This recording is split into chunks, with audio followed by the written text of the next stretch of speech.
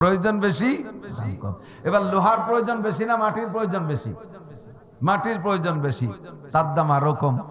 1 কাঠা জমি 1% জমি কিনবেন 10 লাখ টাকা দিয়ে, ওই বরাবর জাহান্নাম পর্যন্ত ঘুষে চলে যাবেন, তবু আপনার নাকি ভতে কেউ ঢেয় দেয়। আবার ওই বরাবর আসমান পর্যন্ত দালান বানাবেন, ফাঁকা ঢুকো আপনার, খালি মাটি ঢুক কিনতে বেরিয়ে। তো 10 লাখ টাকায় কত মাটি হবে? 10 লাখ টাকায় কি অত লোহা হবে? প্রয়োজন বেশি, আল্লাহ দাম কমাই দিয়েছে। এবার মাটির প্রয়োজন বেশি না পানির প্রয়োজন বেশি? পানির প্রয়োজন বেশি। পানির অপর নাম জীবন, তাই তো নাকি বলেন? তাহলে মাটির চাইতে পানির দাম আরো কম। পদ্মা নদী ভরে পানি রয়েছে, কে নেয় আর কে খায়? সাগর সমুদ্র ভরা পানি, গ্যালন কে গ্যালন পানি বৃষ্টিতে আসতেছে।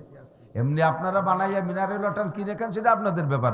বাকি আল্লাহ তাআলা ওয়া আনজালনা মিনাস সামায়ে মাআন তাহুরা, আসমান থেকে আল্লাহ পবিত্র আর্সেনিক আয়রন লবণ মুক্ত ফ্রেশ পানি, বৃষ্টির পানির চাইতে ভালো পানি পৃথিবীতে এক জমজম ছাড়া কিছু হতে পারে না, ঠিক না?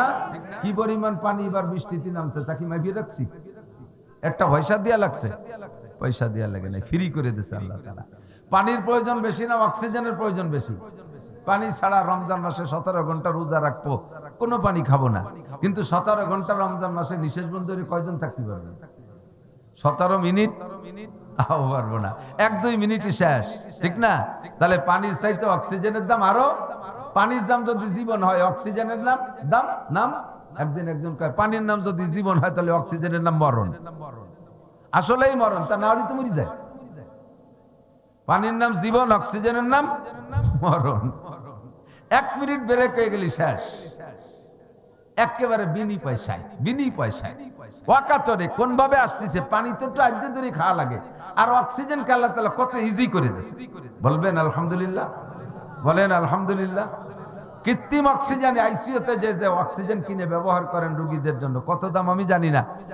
এক রোগী বলল যে আমার 18 ঘন্টা অপারেশনে থাকা লাগছিল, 36,000 টাকা বিল হয়েছে, খালি অক্সিজেন বিল 2,000 টাকা করে পার ঘন্টা নেছে।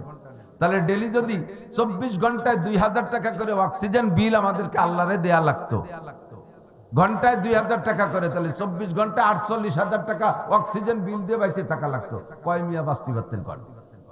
কোটি কোটি টাকার মালিকরা ছেলে মেয়ে নিয়ে হয়তো মাস 3 বাঁচত, আর আমাকে মতো গরিব মানুষ ওর আগে মার পেটেতে ভয়তে মরি যেতাম।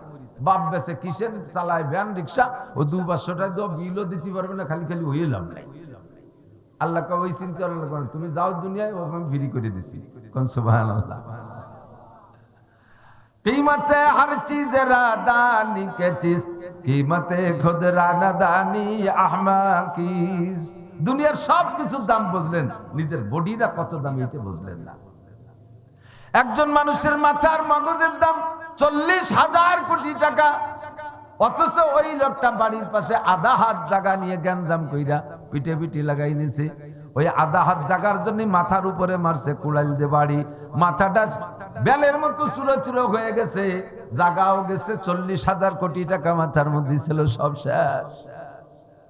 আধা হাত জায়গা নিয়ে গ্যাঞ্জাম না করলে কি হয়েছে? আমার মাথার মধ্যে 40,000 কোটি টাকা, কতক্ষণ জীবনটা শেষ, হায়াত শেষ।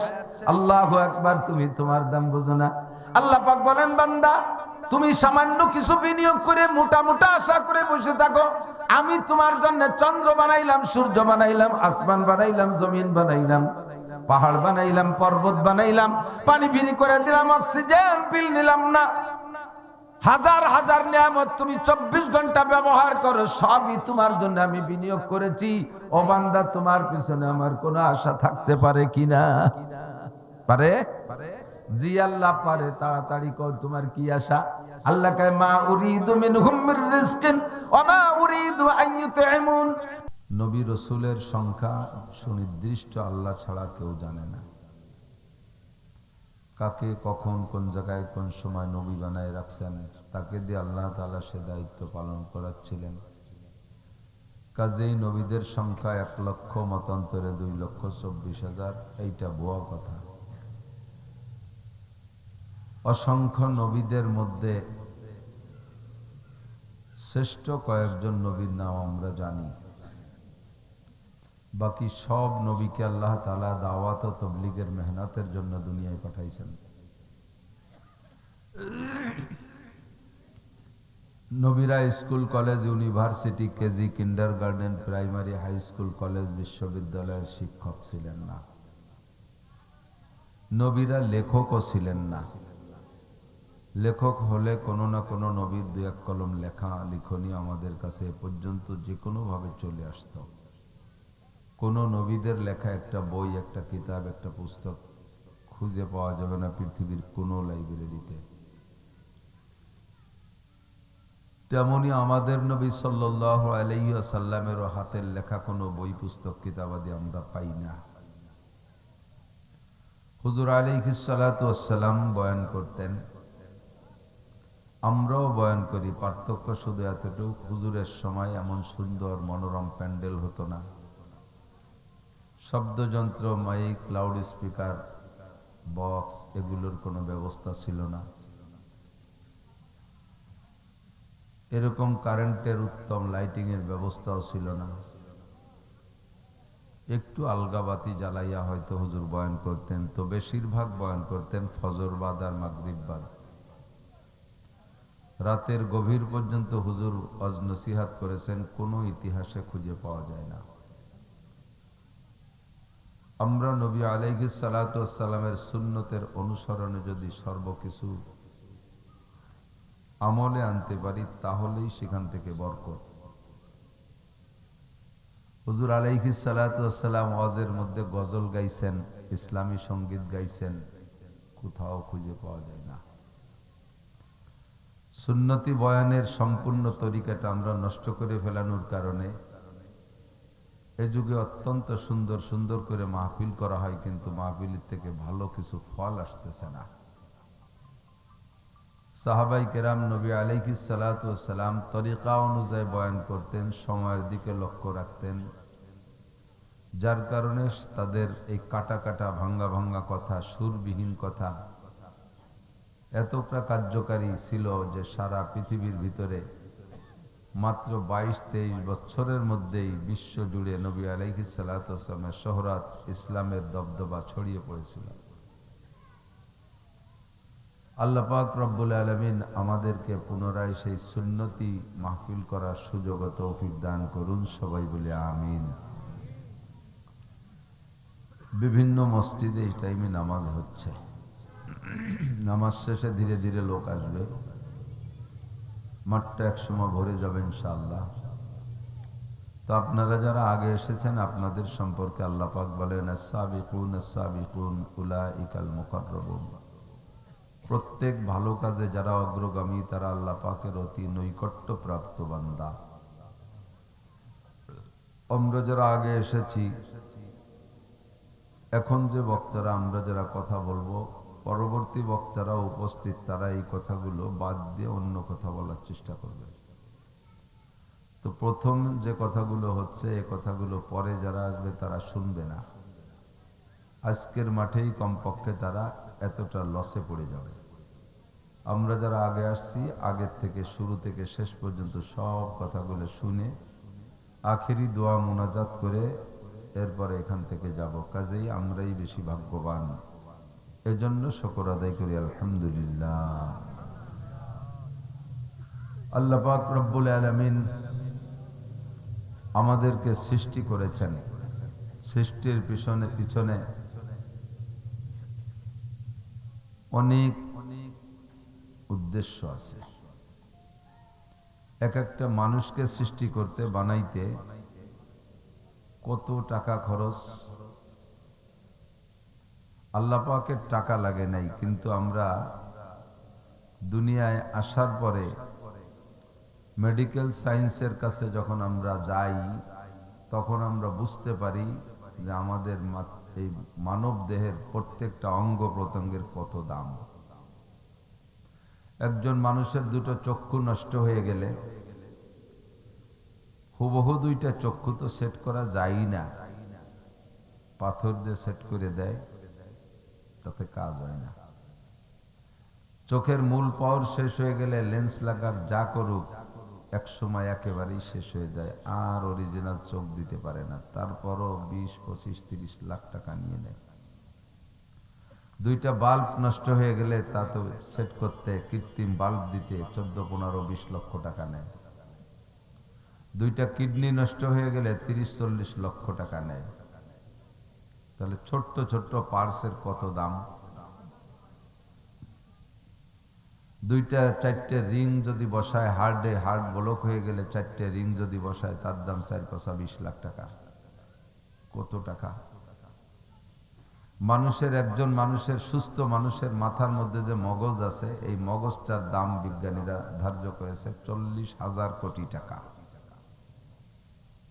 তাহলে একটু একটু করে গুছান, একজন মানুষের বডির দাম কত। জন্মসূত্রে একটা হাত না হইলে কোনো ডাক্তার হুবহু একটা হাত তৈরি করে দিতে পারবে না। মানুষের হার্ট আর লাংসের দাম কত। হার্ট আর লাংসের মাধ্যমে মানুষ শ্বাস প্রশ্বাস আদান প্রদান করে। একবার যদি হার্টে লাংসে ডিউটি ফেল করে, শ্বাস বেরোয় যায় আর নিতে না পারি, নেয়ার পরে ছাড়তে না পারি, ওরা যদি ত্রুটি করে বসে, যান্ত্রিক ত্রুটি হয়েই যায়, তাহলে মানুষ ডেথ হবে, মারা যাবে। একবার মানুষ মারা গেলে সারা পৃথিবীর সমস্ত ডাক্তার বাইকে খাওয়াইলেও একটা মরা মানুষ তাজা করা যাবে? যদি তাই যাইতো তাহলে বিশ্বের বড় বড় ধনীরা মরার পরও আবার বাঁচত। একটা মরা মানুষটাও বাঁচতে দেখলাম না, ঠিক না? তাহলে সব মিলে একটু গবেষণা করি নিজের বডির ভিতরে, যে আল্লাহ পাক আমাকে কত টাকা খরচ করে বানাইছে। আমি সামান্য সামান্য কোনো জায়গায় কিছু বিনিয়োগ করলে তার থেকে মোটা মোটা আশা করি। একটা ছাগল 5,000 টাকা যে কিনে 1 বছর লালন পালনের পরে 20,000 টাকার আশা করি।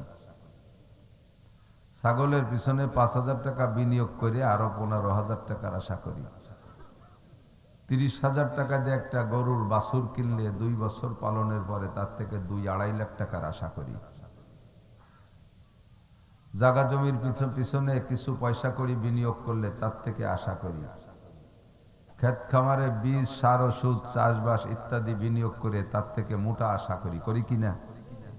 যদি কেউ এমন আশা না করে তা তো সে পাগল।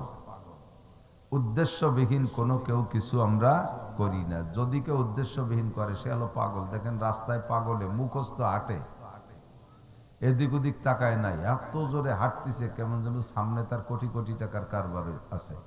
হঠাৎ করে গাছতলা বসে শুয়ে পড়ছে, আর আটা টাটা বন্ধ, এনে ঘুমিয়ে রয়েছে। তো পাগলে এভাবে ব্যস্ততার সাথে হাঁটে, কিন্তু তার উদ্দেশ্য নেই। আমরাও যদি এমন করি তাহলে উদ্দেশ্যবিহীন পাগলের মতো হয়ে যাব। 99% না, বরঞ্চ আরো বেশি, 1,99,999 জন মানুষ, ছোট বড় যেই আছে, আমরা উদ্দেশ্য ছাড়া কিছু করি না। তা আমরা দুনিয়ায় সামান্য কিছু করতে যেয়ে যদি সামনে এত বড় উদ্দেশ্য থাকে, আশা থাকে, আল্লাহ পাক কোটি কোটি মানুষ বানাইলেন, কোটি কোটি কোটি কোটি, জীবন ভরে কোটি কোটি কোটি, হাঁটুর কোটি খুলে যাবে তবু কোটি কয় শেষ হবে না। এত কোটি টাকা মানুষের পিছনে খরচ করলেন, আবার এই মানুষকে সুখে শান্তিতে আরাম আইসে বসবাসের জন্য কি পরিমাণ নিয়ামত তৈরি করেছেন। আল্লাহ যত নিয়ামত আমাদের জন্য তৈরি করেছেন, আমাদের হিসাব আছে এর কাছে? কেউ বলতে পারবে না। তাও আল্লাহ চ্যালেঞ্জ করে বলেন,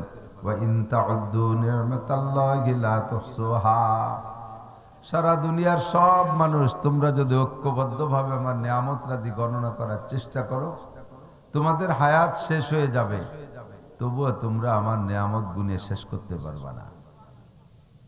সবই আমার আপনার খেদমত করতেছে, কিন্তু আমি জানি না, সবটা জানি না, কোনোটা জানি কোনোটা জানি না। আমরা মোটা মোটা যেগুলো চোখের সামনে পড়ে সেগুলো দেখতেছি, এগুলো আমাদের খেদমত করতেছে।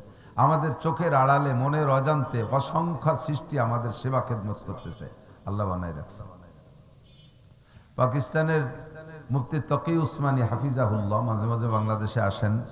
পাকিস্তানের এক সময়কার চিফ জাস্টিস ছিলেন, সারা পৃথিবীর মুফতিদের সর্বসেরা মুফতি বর্তমান সময়ের মুফতি শফি সাহেব রহমাতুল্লাহ আলাইহির সুযোগ্য সাহেবজাদা। হুজুর বলেন, আমি আয়াতটা নিয়ে খুব ভাবি যে আল্লাহ বললেন তোমরা সারা পৃথিবীর সমস্ত মানুষ ঐক্যবদ্ধভাবে আমার সৃষ্টিকে গুনতে গেলে তোমরা ফেল করবা, গুনিয়ে সারতে পারবা না। কেমন কথা! 800 কোটি মানুষ আমরা বর্তমানে পৃথিবীতে আছি, 7টা মহাদেশে বিভক্ত। 7টা মহাদেশের একটা সংগঠন আছে, তার নাম জাতিসংঘ। জাতিসংঘের মহাসচিব অ্যান্টনি গুতেরেস। উনি যদি 7 মহাদেশের মহাদেশ প্রধান যারা আছে, মহাদেশের তো আবার এক একজন নেতা থাকে, 7 মহাদেশের 7 প্রধানকে যদি অর্ডার দেয়, তোমার মহাদেশে যা যা আছে গুনিয়ে দিবা 1 বছর। এবার মহাদেশের মধ্যে যতগুলো দেশ আছে, মহাদেশ প্রধান যদি দেশ প্রধান, প্রেসিডেন্ট, প্রধানমন্ত্রীর দায়িত্ব দেয়, মিয়া তোমার দেশে যতগুলো, তোমার একটা দেশে যতগুলো সৃষ্টি আছে, যত যা কিছু আছে গুনিয়ে দিবা। এবার একটা দেশের যতগুলো প্রদেশ বা বিভাগ আছে, বিভাগীয় প্রধান, প্রাদেশিক প্রধানদের দায়িত্ব দিল, তোমার প্রদেশে তোমার বিভাগে যা আছে গুনিয়ে দেবে 1 বছর। এবার উনি ভাগ করে দিলেন নিজের বিভাগের মধ্যে যে কয়টা জেলা আছে, জেলা প্রধান ডিসি সাহেবরে বলল, মিয়া যদি চাকরি ঠিক রাখতে হয় তাহলে তোমার ডিস্ট্রিক্টের মধ্যে যা আছে গুনিয়ে দেবা। ডিসি সাহেব আবার 5, 7, 8টা থানা আছে, টিওনো আর ওসিরে দায়িত্ব দিল, গুনিয়ে না দিতে বলি পোস্টিং করে খাগড়াছড়ি পাঠাই দেবো। এবার এই থানা টিওনওয়ালারা গণবে কি, উনরা তো 2-4 জন, উনরা দায়িত্ব দেশে ইউনিয়নের চেয়ারম্যানকে, সামনে বিজিএফ কার্ড বন্ধ করে দেব যদি থানা ইউনিয়নে যা যা আছে গুনিয়ে না দিতে পারো। চেয়ারম্যান সাহেব এবার 9 জন পুরুষ মেম্বার আর 3 জন সেমলি মেম্বার, এই 12 জনের দায়িত্ব দেশে যার যার ওয়ার্ডে যা যা আছে গুনিয়ে দেবা। মেম্বাররা প্রত্যেক বাড়ি বাড়ি শহীদার ফাটাই অর্ডার দেশে যার যার বাড়ি আর এরিয়ার মধ্যে যা যা আছে গুনিয়ে দেবা। এবার বাড়ির গার্জিয়ান আব্বা কইল যে তুই গোয়েল ঘর গুনবি, আমি রান্নাঘর গুনবো, তুই বড় ঘর গুনবি, এই পাশে আগান বাগান যা আছে গুনিয়ে ফেলা বাবা, নইলে কিন্তু ভোটার লিস্টিতে নাম কেটে দেবে। এইভাবে সংসার থেকে, ব্যক্তি জীবন থেকে নিয়ে গুণা শুরু করলে 1 বছরের মধ্যে সারা পৃথিবী গুনিয়ে সারতে পারবো না। আল্লাহ কি কয়টাই কি, আল্লাহ কয় যে গুনিয়ে সারতে পারবো না। তো উনি এই চ্যালেঞ্জ গ্রহণ করা ভাব উনি নিজে বলতেছেন, ইসলাহি কুতুবাতের মধ্যে লিখছে ওনার বক্তব্য। তো বলতেছেন এই চ্যালেঞ্জ আমি গ্রহণ করব মনে নিয়ত করছি। এর ভিতরে বিজ্ঞানীদের সাথে সমুদ্র তলদেশে সাবমেরিন সফরের 2-3 বার সফরের সুযোগ আসলো। সমুদ্রের তলদেশে যাই আমি ওই জায়গা থেকে চ্যালেঞ্জ ফেরত দিয়ে আসছি। এ তো আমি ব্যক্তি থেকে নিয়ে মহাসচিব পর্যন্ত ভাগ করে দিলাম গুনার জন্য। এরা গুনলে গুনবে উপরের গুলো, পানির তলের গুলো গুনিয়ে দেবে কিনা। আর মাটির উপরে যত সৃষ্টি আছে তার চাইতে পানির নিচে অনেক অনেক গুণ বেশি রয়ে গেছে। কাজেই আল্লাহ পাক যাহা বলেছে তাহাই সত্য, মানুষের দ্বারা গণনা করা সম্ভব, ঠিক কিনা? আমি আপনি জানি আর না জানি, সব সৃষ্টি আমার আপনার খেদমত করতেছে। কে কোন ভাবে করতেছে আল্লাহই ভালো জানে। মাঝে মাঝে বলি, 2 বাপ বেটা জঙ্গলের পথ দিয়ে, ভিতরে জঙ্গলের মধ্যে দিয়ে হাঁটতেছে। হাঁটতে হাঁটতে গভীর জঙ্গলে যাইয়া রাত বেশি হয়ে গেছে, এখন ক্লান্ত হয়ে গেছে, আর হাঁটতে পারছে না। 2 বাপ বেটা তাঁবুটা নাইয়া জঙ্গলের ভিতরে বিছনা বানায় শুয়ে পড়ছে। কিছুক্ষণের মধ্যে জঙ্গলের থেকে বিষাক্ত সাপ একটা আইসা বাপরে দংশন করছে। বাপ বিষাক্ত সাপের বিষ সহ্য করতে না পারিয়া একেবারে অচেতন হয়ে গেছে। ছেলে মনে করছে আব্বা মারা গেছে। ছেলে মানুষ, ডাক্তার কবিরাজ কোথায় পাবে, নিজেই বা কিছুই জানে না, চিকিৎসার কোনো ব্যবস্থা নাই। বাপ সবুজ হয়ে গেছে, একটা চাদর দিয়ে ঢেকে মরা মনে করে, মৃত্যুবরণ করছে মনে করে শোয়াই থুইয়া ও এবার কিছুক্ষণ কান্নাকাটি করে নিজেও একটু আরাম করার চেষ্টা করতেছে। তো জঙ্গলের ভিতরে থেকে অসংখ্য মশা আইসা ওরে বিরক্ত করতেছে। ওর এবার আল্লাহ পাক রব্বুল আলামিনের কুদরতের উপরে অভিযোগ। আল্লাহ আগে একদিন নাসির হুজুর বলে গেল, সারা পৃথিবীতে সবকিছু মানুষের খেদমতের জন্য বানাইছো। তো সাপও আমার বাপরে খেদমত করলো, মশাও আমারে খেদমত করতেছে, এ দুটো বানাইছো কে? শুনেছি সাপের বিষ দিয়ে ঔষধ বানায়, ধরে নিলাম সাপটাও খেদমত করে। মশা কোন কাজে লাগে? সাপে কামড়াইলো বাপরে, আর মশায় বিরক্ত করে আমারে। অভিযোগ করতে করতে করতে করতে আল্লাহ পাক রব্বুল আলামিনের স্বভাব আবার এই মৌখিক অভিযোগের জবাব মৌখিক দেয় না, বাস্তব দিয়ে দেয়। এক পর্যায়ে ঘুমাই গেছে। সকালবেলা ঘুমের থেকে পোলাটা উঠছে, উঠিয়া গায়ের চাদর সরায় যখন বসে পড়ছে, ওর যে বাপকে রাতের বেলা মারা গেছে মনে করে শোয়ায় রেখেছিল, সে বাপও গায়ের থেকে চাদরটা উঠাইয়া বসে পড়ছে। বলবেন সুবহানাল্লাহ। বাপও চাদর সরাইয়া বসে পড়ছে, সুস্থ, বেঁচে গেছে। ও এখন বলতেছে, আল্লাহ এই রাতের বেলা আমার মরা বাপ, আমি ঘুম, কে এসে আমার আব্বারে চিকিৎসা করে গেল? আল্লাহ পাক তারে আকলে সালিম দেশে কয়, তোমার বাপের কবিরাজ পাশতে, ডাক্তাররা পাশতে আসে, দেখো। ওর বাপ যখন ওই অবস্থায় রয়েছে, মশাই তো ওরেও কামড়াইছে, ওর বাপেরও কামড়াইছে। হাজার হাজার মশাই কামড়াইয়া ওর বাপের ভিতরে থেকে রক্ত নিয়ে গেছে, রক্তের সাথে বিষও চলে গেছে। মশাগুলো বিষ খেয়ে খেয়ে মরে পড়ে রয়েছে, ওর আব্বা বিষ মুক্ত হইয়া সুস্থ হয়ে বসে পড়ছে। কাদের কুদরত দারি হর চেখাহি আকুনি, কাদের কুদরত দারি হর চেখাহি আকুনি, মুর্দারা তু জানে বকশি জিন্দারা বে জাকুনি। মরারে বাঁচাইতে পারো, বাঁচারে মারতে পারো, কুদরত কার? একটু বলবেন কার? আল্লাহু আকবার। মিস্টার নমরুদের সাথে ইব্রাহিম আলাইহিস সালামের ঝগড়া। নমরুদকে চেনেন তো? দেখা হয়েছে নি কোনো? মিস্টার নমরুদ। কি নমরুদ? নাকি হযরত মাওলানা নমরুদ? পীরে কামেল নমরুদ। আস্তাগফিরুল্লাহ। নমরুদ লানাতুল্লাহি আলাল কাযিবিন, বদমাইশ, খোদাই দাবি করেছে। আনা রাব্বুকুমুল আলা, আমি তোমাদের সবচেয়ে বড় রব। তো ইব্রাহিম আলাইহিস সালামরে দাওয়াত দিয়েছে, ইব্রাহিম দেশের সবাই আমারে রব বলে, তুমি কও। ইব্রাহিম আলাইহিস সালাম বললেন, তোমার মধ্যে রবের কি গুণ আছে, কি যোগ্যতা আছে? নমরুদ কয়, তুমি যাকে রব বলো তার কি যোগ্যতা আছে, তা আমার আছে। তো ইব্রাহিম আলাইহিস সালাম বললেন, ইন্না রাব্বি ইউহয়ি ওয়া ইউমীত, আমার রব মরারে বাঁচাইতে পারে, বাঁচাকে মারতে পারে। মরাটাকে বাঁচাইতে পারে, জীবিতটাকে মারতে পারে। পারে পারে আল্লাহ পারে, কতক্ষণ পারে? তো নমরুদ কয় যে ওয়ানা উহয়ি ওয়া উমীত, ও তো আমিও পারি, বাঁচা মারা, মারতেও আমি পারি, বাঁচাইতেও আমি পারি। ইব্রাহিম আলাইহিস সালাম কয়, আল্লাহ এ কোন দামড়া, কি কইছি কি বুঝতেছে তা আল্লাহই জানে। মরারে বাঁচাতে পারে দুনিয়ার কোন মানুষ, এটা হতে পারে? বাঁচানো ডারে নাই কোপ দিয়ে মারিয়ে দিলে একটা কথা থাকে, কিন্তু মরা ডারে বাঁচাবে কি করে? তো ইব্রাহিম আলাইহিস সালাম বলতে, তুমি দেখাও তাহলে, যদি তুমি দেখাইতে পারো তাহলে আমি বিশ্বাস করব। এবার নমরুদ জেল দারোগারে বলছে, জেলারে বলছে যে দুইজন কয়েদি নিয়ে আসবা।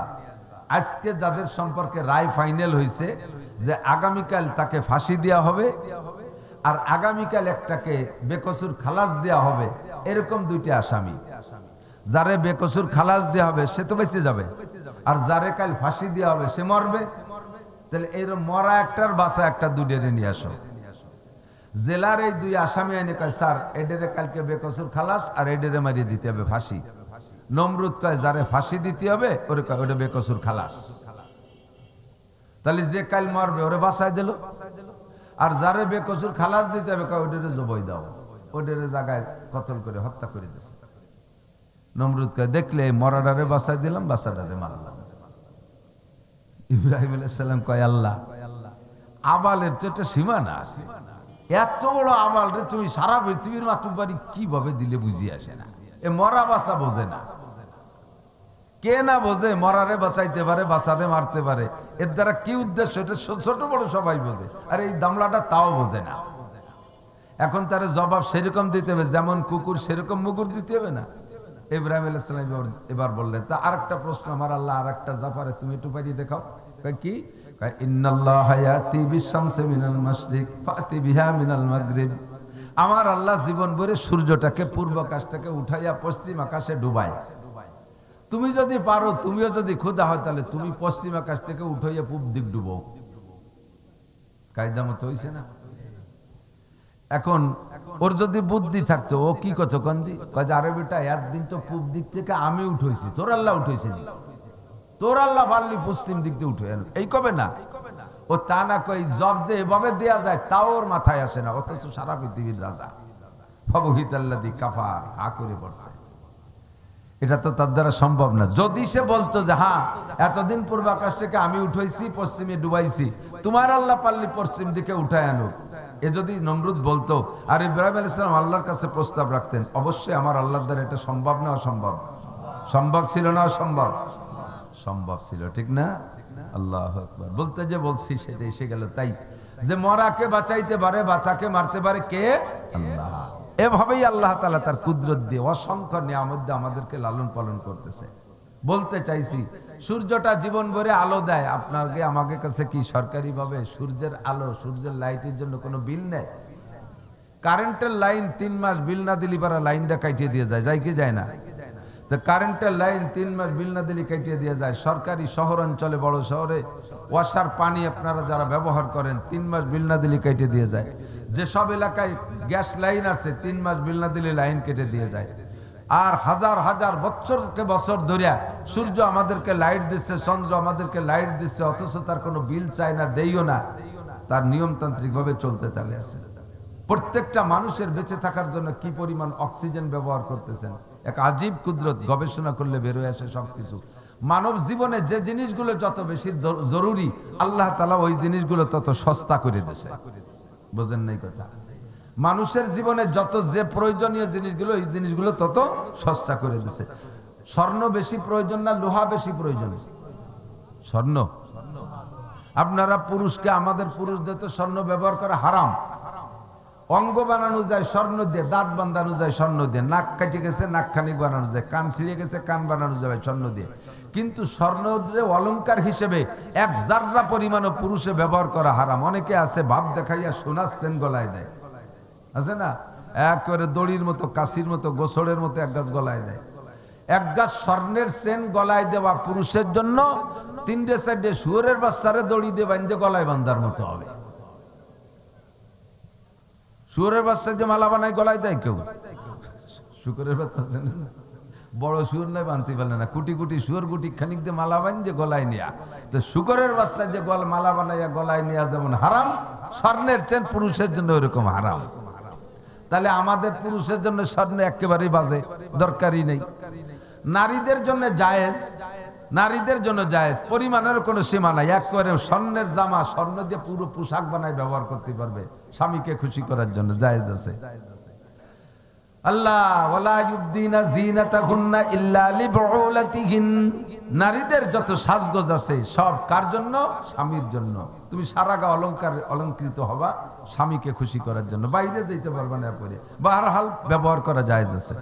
তবে যদি কোনো মহিলা সারা জীবনে এক জাররা পরিমাণ, চুলচেরা পরিমাণ স্বর্ণ অলংকার ব্যবহার না করে, তাতে কি মহিলার কোনো সগীরে কবিরে গুনাহ হবে? কি মনে হয় হবে? মহিলার কি বাচ্চা কাচ্চা ধারণ ক্ষমতা কমে যাবে? যে স্বর্ণ অলংকার ব্যবহার করতেছে না, সোনা দানা নাই, ওনার ছেলে মেয়ে হচ্ছে না, এরম নাকি? বরঞ্চ গরিব গরিব মহিলারা যাকে সোনা দানা মোটেই নাই, তাকে প্রোটেকশন ভালো। বছরে একটা, 2 বছরে একটা, 3 বছরের মাথায় জোড়া জোড়া আগুই যাচ্ছে খালি। আর যাকে স্বর্ণ দানায় যে গোলাঘর ভরা, তাকে সারা জীবন ভরে একটা অথবা 1.5টা অথবা 2টিয়া, অথচ কোটি কোটি টাকার মালিক। স্বর্ণের জামা বানাইতে পারে, এত টাকার মালিক, তবু ছেলে মেয়ে একটা 1.5টা তো বোঝেন না। 1.5টা মানে জন্মের সময় একটা ঠ্যাং একখান হয়নি, হাত একখান হয়নি, চোখ একটা হয়নি, এক পাশ ধরি হয়নি, অর্ধেক, আর একটা পুরোপুরি হয়েছে। তাহলে মহিলারা স্বর্ণ ব্যবহার না করলে তাতে তাদের সগীরা কবিরা কোনো গুনাহ হবে না, শারীরিক কোনো দুর্বলতা আসবে না, তাদের কোনো অসুবিধা হবে না, কোনো রোগ ব্যাধি হবে না, ছেলে মেয়ে জন্ম দিতেও কোনো অসুবিধা নাই। তাহলে এক কথায় বোঝা যায় যে স্বর্ণ না হলে মোটেই চলে। অথচ লোহা না হইলে কিছুই চলে না। দাও, কাশি, খুন্তা, কুড়াল, দালান কোটা, যে জায়গা যাবো সেই জায়গা লোহা, ঠিক না? তো লোহার দাম বেশি না স্বর্ণের দাম বেশি? স্বর্ণের দাম বেশি, লোহার দাম কম। স্বর্ণ 2,26,000 টাকা বর্তমানে, আর লোহার কেজি 90 টাকা। যদি এই লোহা যদি প্রয়োজন হিসেবে দাম হতো স্বর্ণের মতো, আর তা যদি ভরি হতো 2,26,000 টাকা, তাহলে দাও কাশি বানায় খাওয়া লাগতো না, সবটা দাঁত দিয়ে কামড়ায় খাওয়া লাগতো। আল্লাহ সহজ করে দিয়েছে, কন্যা আলহামদুলিল্লাহ। প্রয়োজন বেশি দাম কম, প্রয়োজন বেশি দাম কম। এবার লোহার প্রয়োজন বেশি না মাটির প্রয়োজন বেশি? মাটির প্রয়োজন বেশি, তার দাম আরো কম। 1 কাঠা জমি, 1% জমি কিনবেন 10 লাখ টাকা দিয়ে, ওই বরাবর আর জাহান্নাম পর্যন্ত খুঁজে চলে যাবেন, তবু আপনার নাকি ভতে কেউ ঠেয় দেয়? আবার ওই বরাবর আসমান পর্যন্ত দালান বানাবেন, ফাঁকা ঠুকো আপনার, খালি মাটি ঠুক কিনতে বেরিয়ে। তো 10 লাখ টাকায় কত মাটি হবে? 10 লাখ টাকায় কি অত লোহা হবে? প্রয়োজন বেশি, আল্লাহ দাম কমাই দিয়েছে। এবার মাটির প্রয়োজন বেশি না পানির প্রয়োজন বেশি? পানির প্রয়োজন বেশি। পানির অপর নাম জীবন, তাই তো নাকি বলেন? তাহলে মাটির চাইতে পানির দাম আরো কম। পদ্মা নদী ভরে পানি রয়েছে, কে নেয় আর কে খায়? সাগর সমুদ্র ভরা পানি, গ্যালনকে গ্যালন পানি বৃষ্টিতে আসতেছে। এমনি আপনারা বানাইয়া মিনারেল ওয়াটার কিনে খান, সেটা আপনাদের ব্যাপার। বাকি আল্লাহ তাআলা ওয়া আনজালনা মিনাস সামায়ে মাআন তাহুরা, আসমান থেকে আল্লাহ পবিত্র আর্সেনিক আয়রন লবণ মুক্ত ফ্রেশ পানি, বৃষ্টির পানির চাইতে ভালো পানি পৃথিবীতে এক জমজম ছাড়া কিছু হতে পারে না, ঠিক না? কি পরিমাণ পানি এবার বৃষ্টিতে নামছে তা কি মাইফিয়ে রাখছি? একটা পয়সা দিয়া লাগছে? পয়সা দিয়া লাগে নাই, ফ্রি করে দিয়েছে আল্লাহ তাআলা। পানির প্রয়োজন বেশি না অক্সিজেনের প্রয়োজন বেশি? পানি ছাড়া রমজান মাসে 17 ঘন্টা রোজা রাখবো, কোনো পানি খাবো না, কিন্তু 17 ঘন্টা রমজান মাসে নিঃশ্বাস বন্ধ করে কয়জন থাকতে পারবেন? 17 মিনিট তাও পারবো না, 1-2 মিনিটই শেষ, ঠিক না? তাহলে পানির চাইতে অক্সিজেনের দাম আরো। পানির দাম যদি জীবন হয়, অক্সিজেনের নাম একদিন একজন কয় পানির নাম যদি জীবন হয় তাহলে অক্সিজেনের নাম মরণ। আসলেই মরণ, তা না হলে তো মরে যায়। পানির নাম জীবন, অক্সিজেনের নাম মরণ। 1 মিনিট ব্রেক হয়ে গেলি শেষ, একেবারে বিনি পয়সায় ওয়াকাতরে। কোন ভাবে আসতেছে পানি? তো একটু আজকে ধরে খাওয়া লাগে, আর অক্সিজেন কে আল্লাহ তাআলা কত ইজি করে দিয়েছে। বলবেন আলহামদুলিল্লাহ, বলেন আলহামদুলিল্লাহ। কৃত্রিম অক্সিজেন, আইসিইউতে যে অক্সিজেন কিনে ব্যবহার করেন রোগীদের জন্য, কত দাম আমি জানি না। এক রোগী বলল যে আমার 18 ঘন্টা অপারেশনে থাকা লাগছিল, 36,000 টাকা বিল হয়েছে, খালি অক্সিজেন বিল 2,000 টাকা করে পার ঘন্টা নেছে। তাহলে ডেলি যদি 24 ঘন্টায় 2,000 টাকা করে অক্সিজেন বিল আমাদেরকে আল্লাহরে দেয়া লাগতো, ঘন্টায় 2,000 টাকা করে, তাহলে 24 ঘন্টায় 48,000 টাকা অক্সিজেন বিল দিয়ে বাইসে টাকা লাগতো। কয় মিয়া বাঁচতে পারতেন? কোটি কোটি টাকার মালিকরা ছেলে মেয়ে নিয়ে হয়তো মাস 3 বাঁচত, আর আমাকে মতো গরিব মানুষ হওয়ার আগে মার পেটেতে ভয়তে মরি যেতাম। বাপ বেসে কিসের চালায় ভ্যান রিক্সা, ও 200 টাকা দেওয়া বিলও দিতে পারবে না, খালি হয়ে লাভ নাই। আল্লাহকে ওই চিন্তা করেন, তুমি যাও দুনিয়ায়, ও আমি ফ্রি করে দিছি। কোন সুবহানাল্লাহ। कीमते हर चीज रादानी के चीज, कीमते खुद रानादानी अहमाकीस। দুনিয়ার সব কিছুর দাম বুঝলেন, নিজের বডিটা কত দাম এটা বুঝলেন না। একজন মানুষের মাথার মগজের দাম 40,000 কোটি টাকা, অথচ ওই লোকটা বাড়ির পাশে আধা হাত জায়গা নিয়ে গ্যাঞ্জাম কইরা পিটে পিটে লাগাই নিছে। ওই আধা হাত জায়গার জন্য মাথার উপরে মারছে কুড়াইল দিয়ে বাড়ি, মাথাটা বেলের মতো চুরো চুরো হয়ে গেছে, জাগাও গেছে। 40,000 কোটি টাকা মাথার মধ্যে ছিল, সব শেষ। আধা হাত জায়গা নিয়ে গ্যাঞ্জাম না করলে কি হয়েছে? আমার মাথার মধ্যে 40,000 কোটি টাকা, কতক্ষণ জীবনটা শেষ, হায়াত শেষ। আল্লাহু আকবার। তুমি তোমার দাম বুঝো না। আল্লাহ পাক বলেন, বান্দা তুমি সামান্য কিছু বিনিয়োগ করে মোটা মোটা আশা করে বসে থাকো, আমি তোমার জন্য চন্দ্র বানাইলাম, সূর্য বানাইলাম, আসমান বানাইলাম, জমিন বানাইলাম, পাহাড় বানাইলাম, পর্বত বানাইলাম, পানি ফিরি করে দিলাম, অক্সিজেন বিল নিলাম না। হাজার হাজার নিয়ামত তুমি 24 ঘন্টা ব্যবহার করো, সবই তোমার জন্য আমি বিনিয়োগ করেছি। ও বান্দা, তোমার পিছনে আমার কোনো আশা থাকতে পারে কিনা? পারে? জি আল্লাহ পারে। তাড়াতাড়ি কও, তোমার কি আশা? আল্লাহ কয়, মা উরিদু মিনহুম মির রিজকিন ওয়া মা উরিদু আন ইউতঈমুন। নাই তুমি কামাই করে আমাকে ট্যাক্স দিবা, টাকা দিবা, সেই টাকা আমি চলবো। আমার ছেলেও নাই, মেয়েও নাই। কুল হুয়াল্লাহু আহাদ আল্লাহুস সামাদ লাম ইয়ালিদ ওয়া লাম ইউলাদ ওয়া লাম ইয়াকুল লাহু কুফুয়ান আহাদ। আমি আল্লাহর ছেলেও নাই, মেয়েও নাই, আমার মাও নাই, বাবাও নাই, আমার আয় রোজগারের কেউ নাই। তোমাদেরকে বানায় দিছি, তোমরা ইনকাম করে দিবা, সেই টাকা দিয়ে আমি খাবো, চলবো, ফেরবো, চানাচুর বাদাম কিনে খাবো, আমি চা পান যা দরকার তাই খাবো। এজন্য তোমাদেরকে বানাই নাই। আমার বউ বাচ্চা নাই, রান্নাঘর নাই, আমারে পাকাই দেওয়ার কেউ নাই। তোমরা 3 বেলা রান্না করে তবলিগের বড় বড় থাল ভরে, প্লেট ভরে মসজিদের দুয়ারে রেখে আসবা, আমি 3 বেলা খাইয়ে আসবো। এজন্য তোমাদেরকে বানাই নাই। মা উরিদু মিনহুম মির রিজক ওয়া মা উরিদু আন ইউতঈমুন। রিজিকের ধান্দায় তোমারে বানাই নাই, খাবারের ধান্দায় তোমারে বানাই নাই। কোন ধান্দায় বানাইছো আল্লাহ কও? আল্লাহ কয়, ওয়া মা খালাকতুল জিন্না ওয়াল ইনসা ইল্লা লিয়াবুদুন। জিন আর ইনসান 2টা জাতি বানাইছি একমাত্র আমার ইবাদতেরই জন্য। খেয়াল করতেছেন? বেশিক্ষণ বলা যাবে না। আমি আইছি সন্ধ্যের সময়, তাই সে পরে দেই যে নায়কে টাইম দিয়া 7টার পরে, কিন্তু মাঠটা সন্ধ্যার পরের থেকে গজল টজল গাইছে, তা আপনারা আসেন নাই। গোছানো থাকলে আর একটু আগের থেকে কথা বলা যেত। অল্পক্ষণের ভিতরে শুধু লাইন ধরা দেবো, হেডলাইন, শিরোনাম, আন্ডারলাইন আপনি খুঁজে পাবেন, এমন ভাবে ধরাই দেওয়ার চেষ্টা করব যাতে আন্ডারলাইন আপনি খুঁজে পাবেন। আমি কিন্তু শিরোনামটা কয়ে দিয়ে যাব, সিস্টেমটা। তো আল্লাহ পাক রব্বুল আলামিন আমাকে আপনাকে সৃষ্টি করেছেন কি জন্য একটু বলবেন? ইবাদতের জন্য। কি জন্য? ইবাদতের। যারা দাঁড়িয়ে দাঁড়িয়ে শুনতেছেন, মাঠ তো খালি রয়েছে, লোকাল বাসে উঠেই কয় সিট দাও সিট দাও, অথচ একটা সিটও খালি নেই। আর এই জায়গায় কত সিট খালি, সিট না নিয়ে সানা বান্ধে দাঁড়ায় রয়েছে। বসেন, বসে বয়ান শুনলে ফায়দা বেশি হয়, বসে বয়ান শুনলে ফায়দা বেশি। এই মাঠের একটা বরকত আছে, এই মাঠের মধ্যে যারা আছে এদেরকে একটা সুমারি হবে, একটা গণনা হবে। এই গণনাটাই, ফেসটাই, ফিগারটাই, যে ইউটিউবে যেমন আমাদের কালেকশন করতেছে, ওরকম ফেরেশতাদের একটা ইউটিউব আছে, ওরা ওই কালেকশনটা নিয়ে আল্লাহর পাকের কাছে দেখাবে। তো এই মাঠের গন্ডির বাইরে যারা থাকবে তারা তো ওই ক্যামেরার থেকে বাইরে পড়ে যাবে।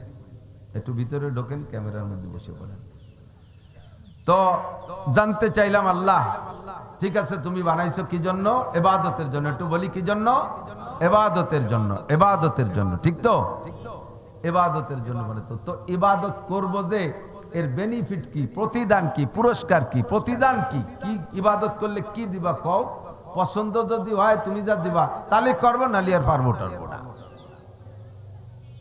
আর তার আগে প্রশ্ন, তোমার ইবাদত করব কেন? এদিক এক নম্বরে ইবাদত করব কেন, দুই নম্বরে ইবাদতের প্রতিদান কি, তিন নম্বরে ইবাদত কতদিন, চার নম্বরে ইবাদত কি। কতক্ষণ? এক নম্বর হলো ইবাদতের উপরে আমাদের প্রশ্ন, ইবাদত তোমার করব কেন? তা আল্লাহ পাক সূরা ইয়াসিনের মধ্যে বলে দিয়েছেন, তুমি বলো আমালিয়ালা আবুদুল্লাযী ফাতারানি ওয়া ইলাইহি তুরজাউন। তোমার ইবাদত কেন করব না, তোমার ইবাদত কেন করব না? আমালিয়া, আমার কি হইছে? লা আবুদুল্লাযী ফাতারানি, তাহার ইবাদত করব না যিনি আমাকে বানাইলেন। আমাকে তিনি না বানাইলে তো হইতেই পারতাম না। আমারে বানাইছেন বিধায় বিয়ে শাদী করছি, স্বামী স্ত্রীর আনন্দ নিচ্ছি, বাচ্চা জন্ম দিছি, বাচ্চার আনন্দ নিচ্ছি। বানাইছেন বিধায় দালান কোঠা বানাই, তা নিয়ে আনন্দ করি। বানাইছো বিধায় ইন্ডাস্ট্রিজ কলকারখানা কোটি কোটি টাকার মালিক হইলাম, তা নিয়ে আনন্দ করি। তুমি দুনিয়ায় বানাইছো বিধায় এত স্বাদ শান্তি উপভোগ করি, এত কিছু তুমি আমাকে দিয়েছো। আমালিয়া, তাহলে আমার কি হলো? লা আবুদুল্লাযী ফাতারানি ওয়া ইলাইহি তুরজাউন। ওই আল্লাহর ইবাদত করব না যিনি আমারে বানাইলেন। আবার বানাইছেন বানাইছেন, বানানো পর্যন্ত যদি শেষ হইতো, অথবা বানানোর পরে মরা পর্যন্ত যদি শেষ হইতো, তাহলে আমি তার ইবাদত করতাম না। মুশকিল হলো, আল্লাহ বলেন মিনহা খলাকনাকুম, তোমারে বানাইছি আমি মাটি দিয়ে, অফিহা নুঈদুকুম, আবার এই মাটির মধ্যে আমি এনেই ছাড়বো। আবার মাটির মধ্যে আনা পর্যন্ত শেষ না, মিনহা নুখরিজুকুম তারাতান উখরা, আর একটা বার তোমাকে আমি বের করে ছাড়বো। আর বের করার পরে তোমাকে উন্মুক্ত ছেড়ে দেব না। লা তাজুলু কদমা ইবনে আদম ইয়াউমাল কিয়ামাতি হাত্তা ইউসআলা আন আরবা।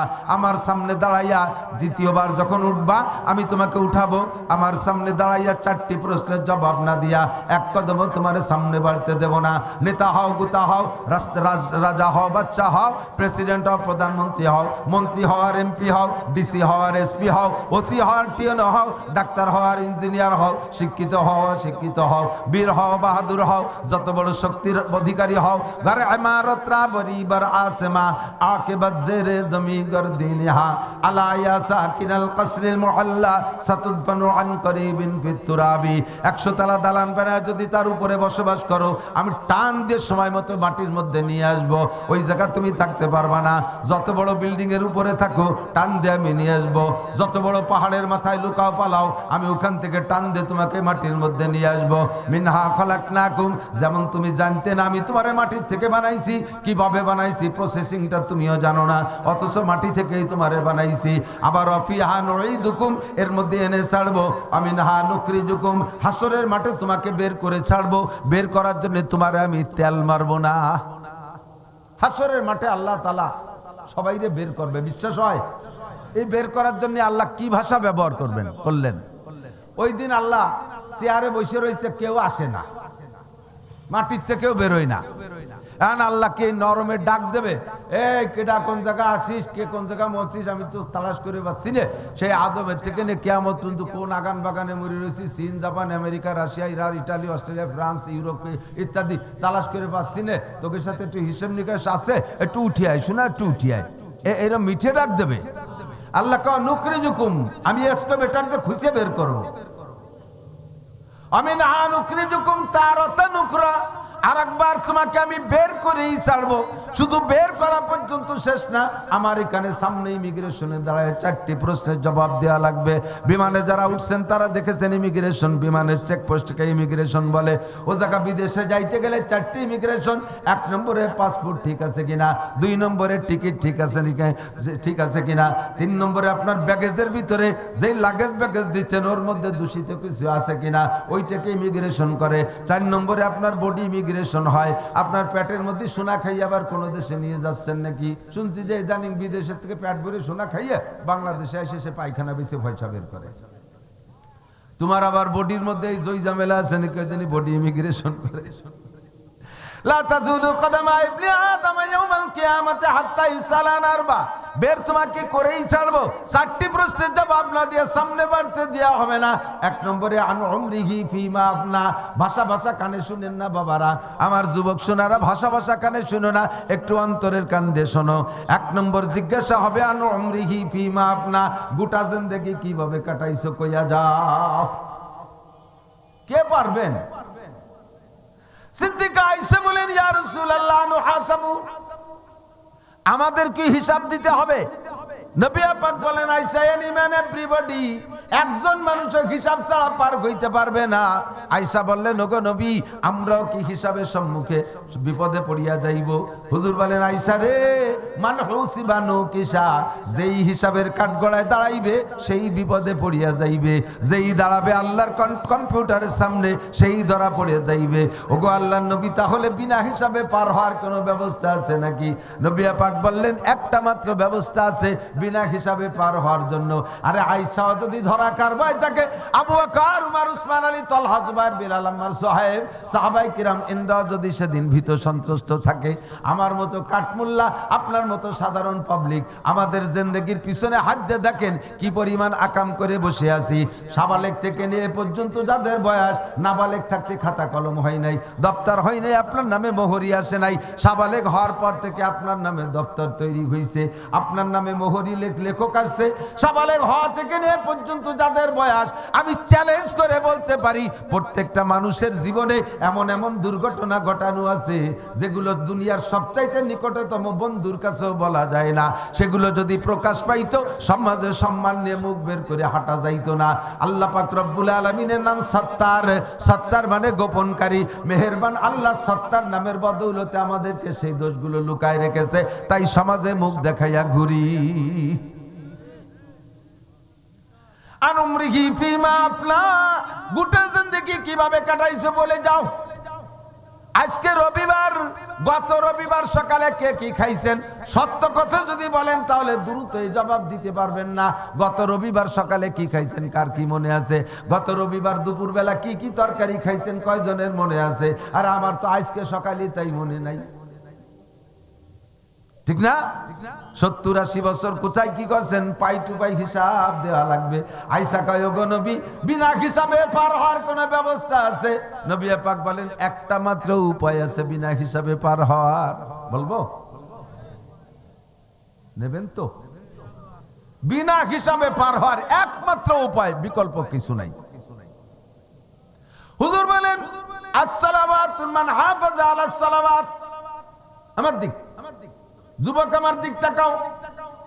মানে হাফেজা আলাস সালাওয়াত, যে ব্যক্তি 5 ওয়াক্ত নামাজ নিয়মতান্ত্রিক পড়ে, নবী পাক বলেন, মান হাফেজা আলাস সালাওয়াত আকরামাহুল্লাহু বিখামসি খিসাল, যে ব্যক্তি 5 ওয়াক্ত নামাজ নিয়মতান্ত্রিক পড়ে, আল্লাহ তাআলা তাকে 5টি পুরস্কার দান করে। 1 নম্বর পুরস্কার, ইরফা আনহু যিকুল আইশ, নামাজি ব্যক্তিকে আল্লাহ দুনিয়ায় রিজিকের অভাব দেয় না। 2 নম্বরে আযাবুল কবর। একটু খেয়াল, কবর আযাব সত্য না মিথ্যা? একটু বলবেন, সত্য না মিথ্যা? আপনি সত্য না কইলেও কিছু আসে যায় না। বিশ্বনবী বলেছেন, আযাবুল কবরে হক্কুন। নবী পাক বলেছেন, কবর আযাব হক। এই কবর আযাব থেকে বাঁচার জন্য আপনার আমলনামায় 50টা হজ আছে, 200 উমরা আছে, ওগুলোই কাজে আসবে না। হজ আর উমরার প্রতিদান আলাদা পাবেন। আপনার আমলনামায় 1000 খতমে কোরআন আছে, তার প্রতিদানে আপনি অন্য জায়গা পুরস্কৃত হবেন। আপনার আমলনামায় জীবন ভরে নফল রোজার ফরজ রোজা আছে, এই ফরজ রোজার নফল রোজা রমজানে এইটা কবর আযাবে কাজে আসবে না, কবর আযাব ঠেকানোর জন্য ওইটা কাজে আসবে না, ওর প্রতিদান আলাদা পাবেন অন্য জায়গা যায়, সেটাও অনেক বড় কিন্তু অন্য জায়গা। আপনার জিন্দেগিতে কোটি কোটি টাকা যাকাত দেওয়া আছে, যাকাতের টাকায় কবর আযাব ঠেকাবে না। কবর আযাব ঠেকানোর জন্য একমাত্র কেবলমাত্র আল্লাহ, একমাত্র কেবলমাত্র ইবাদত, যেই ইবাদতের দ্বারা কবর আযাব থেকে বাঁচা যায়, বিশ্বনবী বলেছেন তা হলো খামসু সালাওয়াত, দৈনন্দিন 5 ওয়াক্ত নামাজ। কবর আযাব থেকে বাঁচার আর কোন আমলে কাজে আসবে না নামাজ ছাড়া। অন্য আমলের প্রতিদান অন্য জায়গা, কিন্তু কবর আযাব থেকে বাঁচার আমল নামাজ। কবর আযাব আছে বিশ্বাস হয়, বাঁচা দরকার আছে নাকি যাওয়ায় একটু কিছু হয়ে যাবে, কতজন নামাজ না পড়ি মরতেছে, তাকে যায় আমারও তাই হবে না, এরম নাকি? অনেকে এরম দান্দাইরে বসে রয়েছে, আরে কতজন, আমি তো যাওয়াকে একটু পড়ি, অনেকে তো মোটেই পড়ে না, বেশিরভাগই তো পড়ে না, তো সবার যাওয়ায় আমারও তাই হবে। তাই যদি আপনি কন, তাহলে এই যে আপনি যদি কোনো কেসের আসামি হয়ে যান, তা পুলিশই ধরতে আসলে আপনি বলাই বেড়ান কেন? কত মানুষ জেলখানায় রয়েছে, আপনি এটা ভাবলেই পারেন যে কতজন জেলখানায় রয়েছে, তাকেও যায় আমারও তাই হবে না, তাই ধরা দিয়াই ভালো, তা তো দেন না। সে সময় ফলাই ফলাই ইন্ডিয়া চলে যান হিজরত করিয়া, মুহাজিরে ইন্ডিয়া, মুহাজিরে দুবাই, মুহাজিরে লন্ডন, কে ফলাইছেন কে? সবাই যায়, আপনারও তাই হবে। দুনিয়ার জেলখানায় পিটাই মারি ফেলে না, বিভিন্ন ভাবে সাজা শাস্তি দেয়, তবে বাঁচায় রাখে। আর জাহান্নামের শাস্তি তার সামনে তো কোনো তুলনাই হয় না। সেই শাস্তি থেকে বাঁচতে জন্য, কবর আযাব থেকে বাঁচতে হলে একমাত্র নামাজ। 2 নম্বর পুরস্কার হলো নামাজের বিনিময় ইউতিগিল্লাহু কিতাবাহু বিয়ামিনিহি। হাসরের মাঠে আল্লাহ পাক আসমান থেকে আমল নামা ছাড়বেন, ফামান উতিয়া কিতাবাহু বিয়ামিনিহি ফাসাওফা ইউহাসাবু হিসাবান ইয়াসীরা। যাকে আল্লাহ তাআলা ডান হাতে আমল নামা দেবে তার হিসাব হবে আসান, তার মানে কত আসান একটু পরে বলবো। মান উতিয়া কিতাবাহু বিশিমালিহি, আর যাকে বাম হাতে আমল নামা দেবে ফায়াকুলু ইয়া লাইতানি লাম উতা কিতাবিয়া, সে বলবে ওরে কপাল। আর হাসরের মাঠে ডান হাতে আমল নামা পার অন্য কোন আমল নাই। 1000 খতমে কোরআনে আমল নামা ডান হাতে এনে দিতে পারবে না, কোটি কোটি টাকার যাকাতে ডান হাতে আমল নামা এনে দিতে পারবে না, 50টা 20টা হজ উমরায় ডান হাতে আমল নামা এনে দিতে পারবে না। ওর প্রতিদান আলাদা পাবেন। ডান হাতে আমল নামা পাওয়ার জন্য একমাত্র ইবাদতের নাম হলো নামাজ। কথা কন, নামাজ নামাজ নামাজ। সপ্তাহে একদিন, বছরে 2 ঈদ, অথবা মাঝে মাঝে খোপা চাইলে জানলে মনে চাইলে পড়লাম। একেবারে নিয়মতান্ত্রিক, খামসু সালাওয়াত ইফতারা জাকুল্লাহ, 5 ওয়াক্ত নিয়মতান্ত্রিক ভাবে। একটু পরে কই। তাহলে কবর আযাব থেকে কি বলা হয়? ডান হাতে আমল নামা পার আমলের নাম কি? আপনারা সবাই কোন নাই, আমি একটু কয় কেন জানেন? একটু কোন আগে কই, নালে আগে কয়ে দিলি পরে বাসায় চালাক হয়ে যাবে না। ডান হাতে আমল নামা পার আমলের নাম কি বলছেন তো? প্রত্যেকে মুখ দিয়ে বলছেন, যার যার আমল নামায় লেখা হয়ে গেছে। কিয়ামতের মাঠে যাইয়া আপনারা যখন অ্যারেস্ট করবে ফেরেশতারা, এই তুমি শোনো নাই যে ডান হাতে আমল নামা পার আমলের নাম নামাজ? কয় না, নাই হুজুর কইনি কোনদিন। এই যে নাসির হুজুরের ওয়াজ শুনতাম, উনিও যদি একটু বলতো যে নামাজের দ্বারা এই হবে, তাহলে কি আমরা নামাজ না পড়ে ছাড়ি? আমরা কত ভালো তোমরা জানো না? সেই দিন এই মুখ মুছবেন, তখন তো আমরা বিপদে পড়ি। আল্লাহ আমার এই মৌলবী খাইয়ে দিয়ে পয়সা নিয়ে চলে এসেছে, যে নামাজ শেষ নেই কে, আমার তো ভাষা চামড়া থাকবো না বাড়ির টেলায়। তো আমার পিঠ বাঁচানোর জন্য মুখ দিয়ে কয়েছে। আর কোরআনে বলে মা ইয়ালফিজু মিন কাউলিন ইল্লা লাদাইহি রাকিবুন আতীদ। যে কথা মুখ দিয়ে বেরোয় ওইটা ফেরেশতারা লিখে ফেলে। মুখ দিয়ে বলছেন না, লেখা হয়ে গেছে। এখন আপনি আর অস্বীকার করে কুল পাবেন না, শুনি নেই কোনোদিন, নামাজের কথা কোনোদিন শুনি নেই, এভাবে জ্ঞান করতে পারবেন না। আল্লাহু আকবার। 3 নম্বর হলো পুরস্কার, ওয়ায়ামুরু আলাস সিরাতি কাল বারক। ডান হাতে আমলনামা পাওয়ার পরে ফেরেশতাদের কাছে জিজ্ঞেস করবেন, ভাই এই টিকিট তো পাইছি বেহেশতে কোন দিক? ফেরেশতারা বলবে এই দিক। কদ্দুর যে দেখেন যে পদ্মা নদী, এ পার হয়ে উপার যায় বলে বেহেশতে। এই পদ্মা নদী নিচে, এই পদ্মা নদীতে তো পানি আছে, ঠান্ডা পানিতে সাঁতার কেটে চলে যেতে পারবেন। কিন্তু যেই পদ্মা পার হয়ে উপার যে জান্নাত, ওই পদ্মার ভিতরে পানি না, খালি আগুন, ওইটা সম্পূর্ণ জাহান্নাম। জাহান্নামের উপর দিয়ে একটা পুল থাকবে, ওই পুলটা পার করে যে উপার হলো জান্নাত, ওইটার নাম সিরাত, ওইটার নাম পুল সিরাত। ওইটা পার হয়ে উপার যেতে হবে। চুলের চাইতে চিকুন, হীরার চাইতে দার।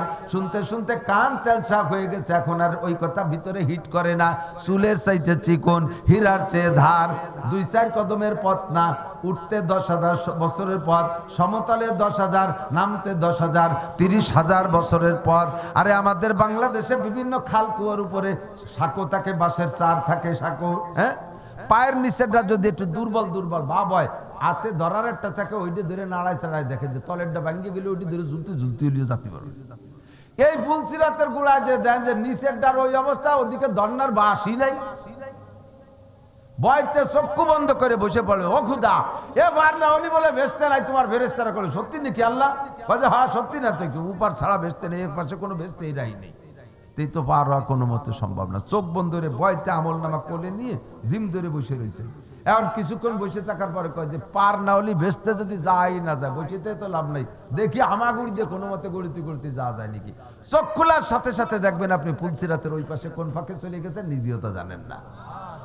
এই পুলসিরাত বিনা বিদ্যুৎ গতিতে এমরুর আলাহ সিরাতে কালবার, পুলসিরাতকে বিদ্যুৎ গতিতে পার হয়ে উপার যাওয়ার জন্য 100 হজ আছে, ওটাই সাহায্য করবে না। কোটি কোটি টাকার যাকাত দেওয়া আছে, ওতেও যাকাত কাজে আসবে না। 1000 খতমে কোরআন আছে, ওটাও এখানে কাজে লাগবে না, ওর কাজ আলাদা। এই পুলসিরাতকে বিদ্যুৎ গতিতে পার হওয়ার জন্য আপনাকে একমাত্র ইবাদতের নাম নামাজ।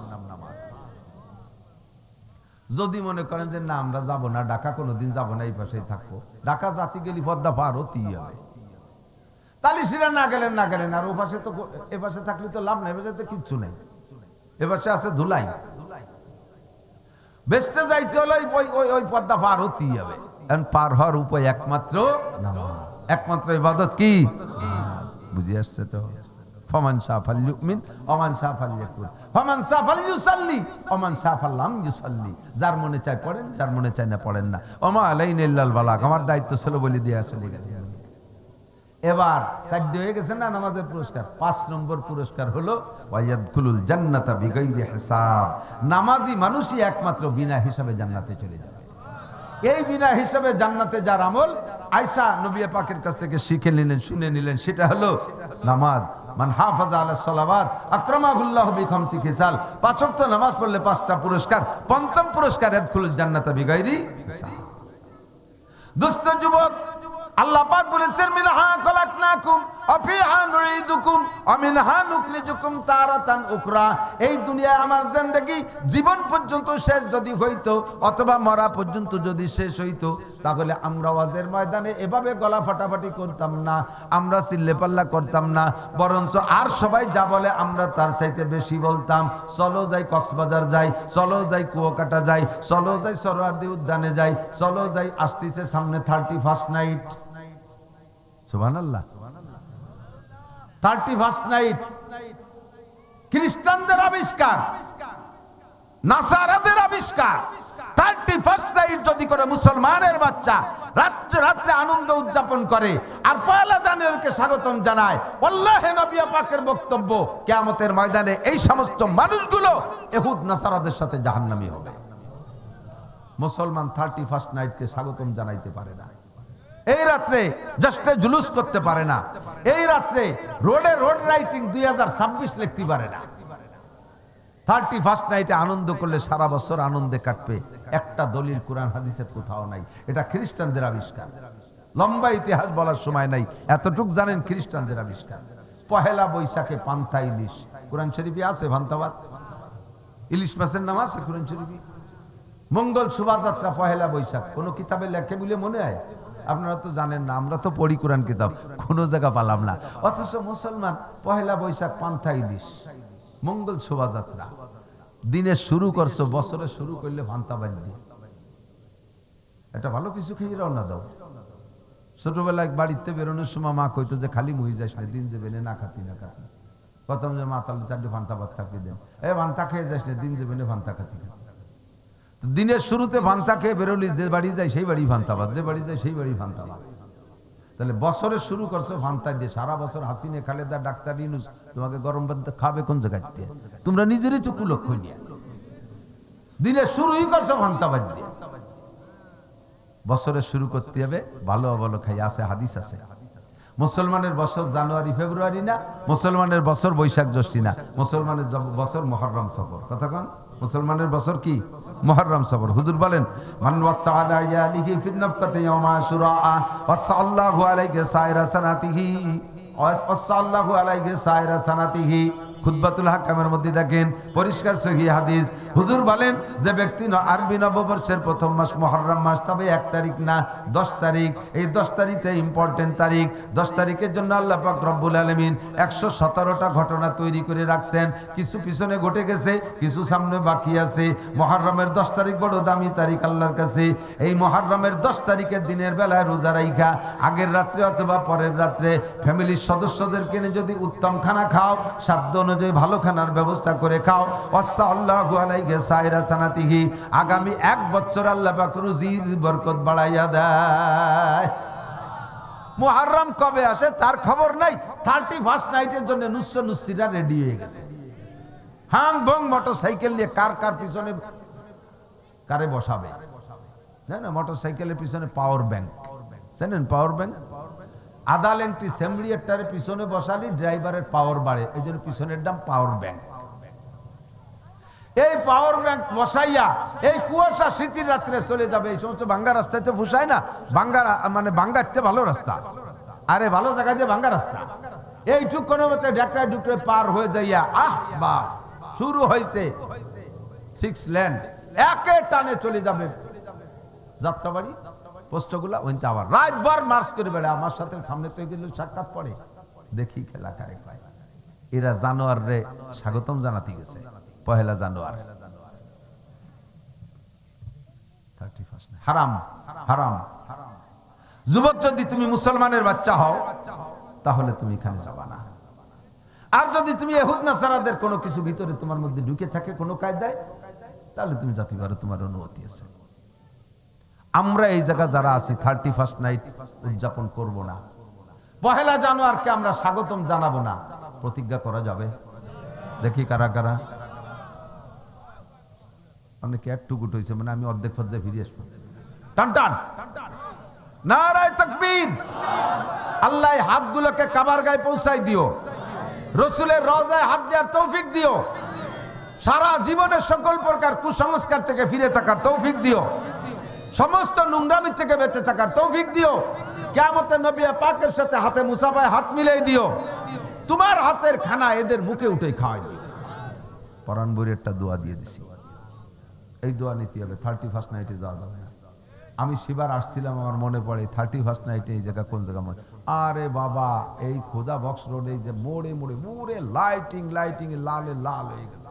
এরা কি খ্রিস্টানরা করছে না মুসলমানরাও ছিল? মুসলমানরাও, বরঞ্চ মুসলমানরাই করছে, খ্রিস্টানরা এর মধ্যে আসে নাই।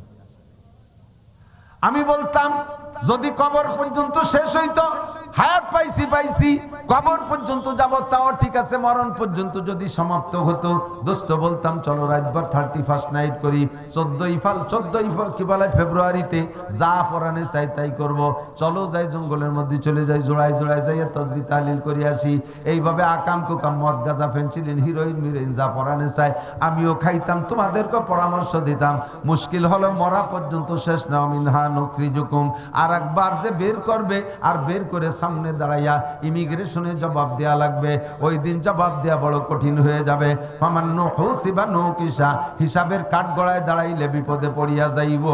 কথা বলেন ঠিক কি ঠিক না? এই জন্য আমার সব ভয় রয়ে গেছে। আল্লাহু আকবার। জি আল্লাহ, তোমার আমার বিশ্বাস করি তুমি আমাদের কোনো উদ্দেশ্য নিয়ে সৃষ্টি করেছো, সেটা হলো কি? ইবাদত। কেন তোমার ইবাদত করব না, যেহেতু তুমি সৃষ্টি করেছো আর অসংখ্য নিয়ামত দিয়ে পালো। এবার জানতে চাইলাম আল্লাহ ইবাদতের প্রতিদান কি? এদিক ইবাদতের প্রতিদানটা একটা কিছু তো হতে হবে।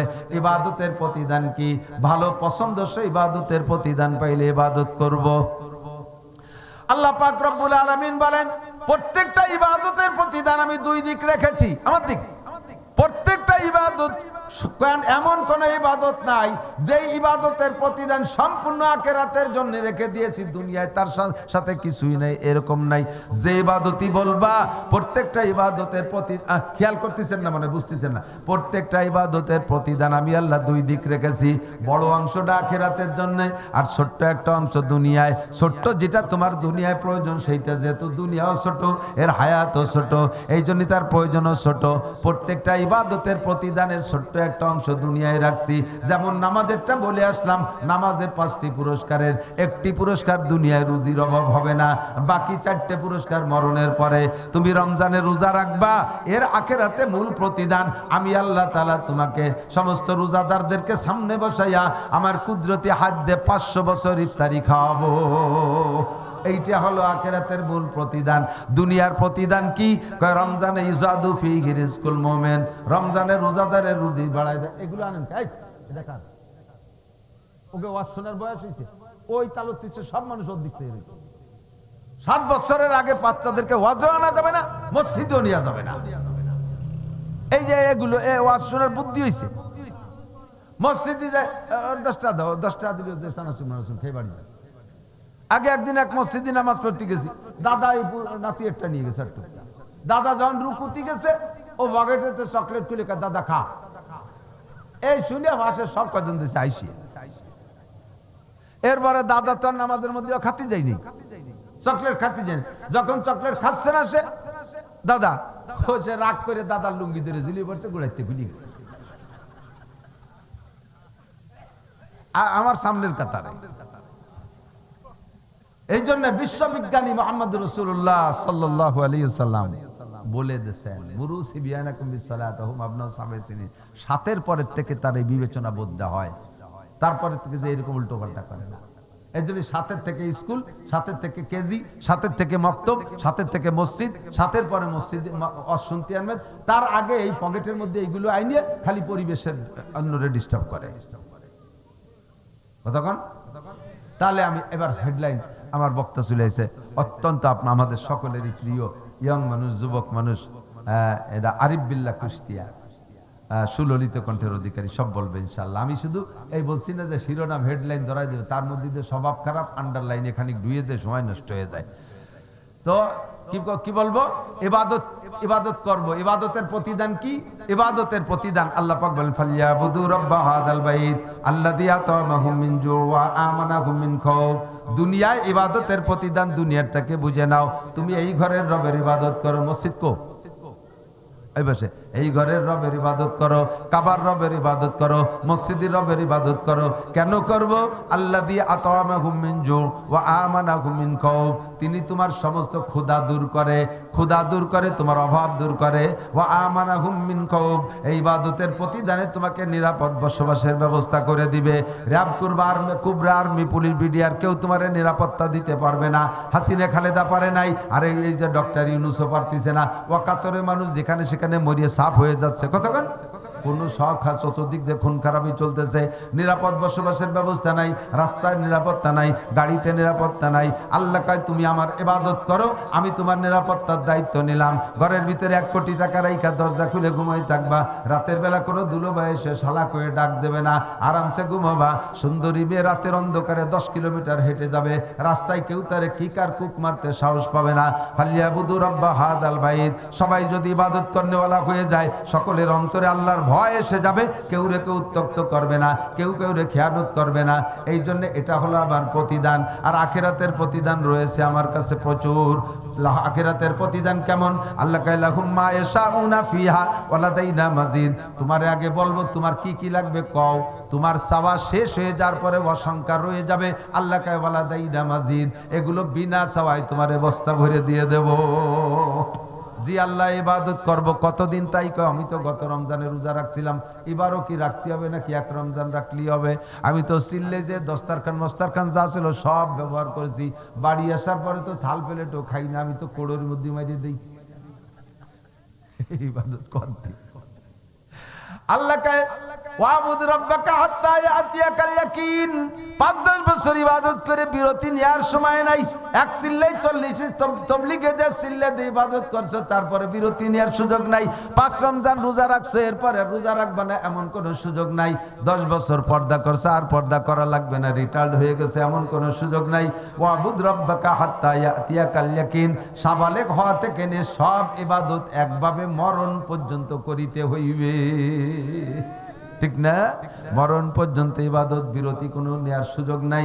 এর থেকে রিটায়ার্ড আর পেনশন নাই, ইবাদত করতেই থাকবা মরণ পর্যন্ত। জি আল্লাহ বুঝছি, তাহলে কয় ইবাদত কি একটু কয়ে দাও দুই কথার মধ্যে।